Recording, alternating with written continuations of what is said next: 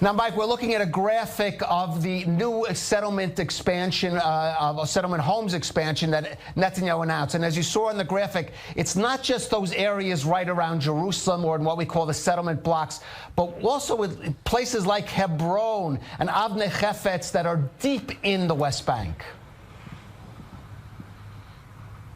Well, those settlements haven't been announced yet. There's going to be a meeting next Monday among the Civil Administration Planning Committee, and that meeting has been pushed off for months because Benjamin Netanyahu has been waiting for some words, some clearance from the Donald Trump administration that he can move forward with this expansion without consequences. That meeting has also been pushed off because Jason Greenblatt, Trump's envoy, was in the region, and it just wasn't seen as fitting to make an announcement while Greenblatt was in the region pursuing a peace deal. But that meeting is going to come next week, and after that meeting, this expected announcement is expected to be made. Back to the settlements, though.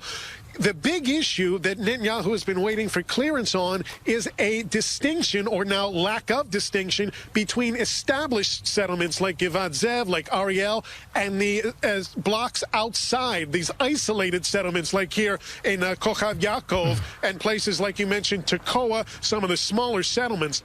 There's been a distinction made between expansion in the settlement blocks, which has reticently been approved by the Trump administration. They've been okay with that basically all along. What they haven't been okay with is expansion in isolated settlements like here in Kochav Yaakov. But this expected announcement next week will include the isolated settlements, and that is big, big news for a number of reasons. Foremost among them, no longer distinction between the settlement blocks and the isolated settlements.